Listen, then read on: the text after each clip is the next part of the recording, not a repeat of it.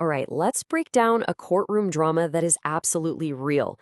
This is the story of an ordinary citizen going head-to-head with the state, and the stakes, well, they're almost unbelievably high. We're going to pull apart this whole tense legal fight, and the story comes straight from the court records.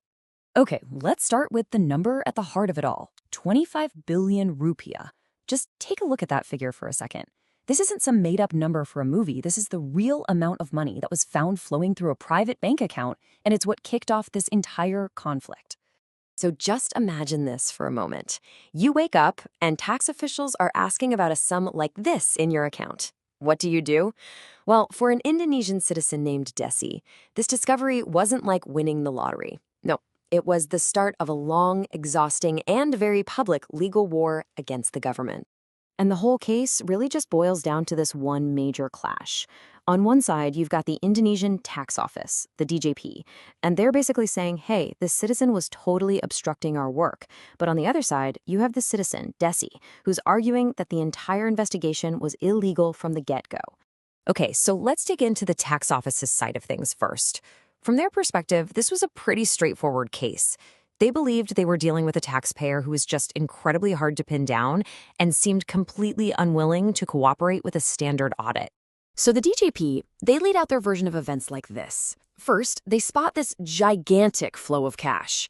So they send out official notices, but they all bounce back. Why? Well, it turns out the taxpayer had moved and never updated her address.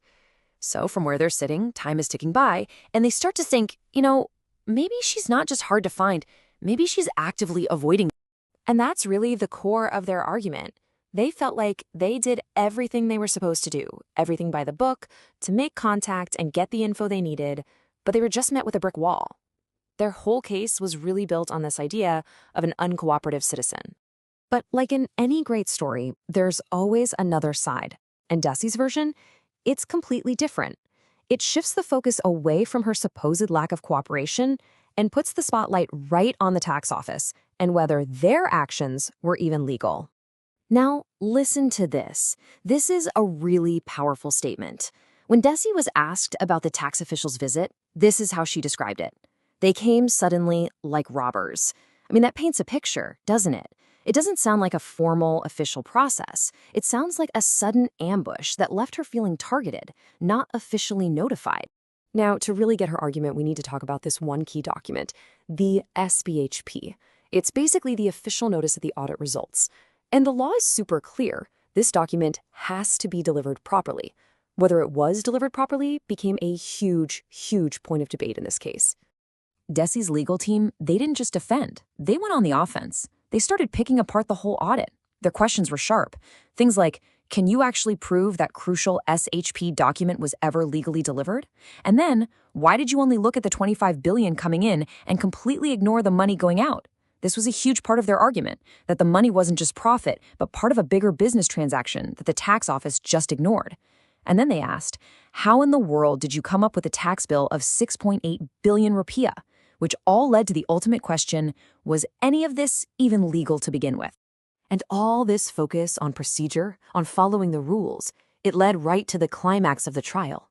Right in the middle of a pretty heated debate, the whole thing took this sharp, dramatic turn that would completely change the course of the case. But the taxpayer's strongest argument, really, it all hinged on this one specific point of law. See, according to Indonesian regulations, a standard tax audit has a very strict time limit. It has to be done and dusted within 6 months. And DESSY's lawyers were basically saying, you guys missed the deadline. Game over. The presiding judge, seeing this opening, just seized the moment. They cut right through all the back and forth and asked the DJP representative a super direct question. It's simple yes or no that left absolutely no room to wiggle out of it. Did you or did you not exceed the legal time limit for this audit? And this is the moment the whole case just cracked wide open. In a pretty stunning admission, the tax office representative confessed, right there on the record, Ada keteledoran. There was negligence. They admitted they went past the legal deadline and then blamed a heavy workload. I mean, think about that. In a court of law, they essentially said they broke the law because they were too busy. That one admission changed everything. That single admission, that word negligence, it brought the trial's central conflict into razor-sharp focus. Suddenly, it wasn't just about the money anymore. It was about something much, much bigger. And this is the core dilemma right here. On one side of the scale, you have the substance, this massive, unexplained pile of cash that, let's be honest, any tax agency would have to investigate.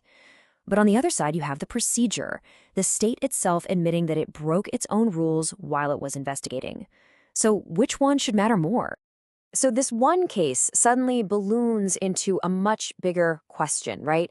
It forces us to step back from the specific details and think about this fundamental dilemma, about the balance of power between a citizen and the state.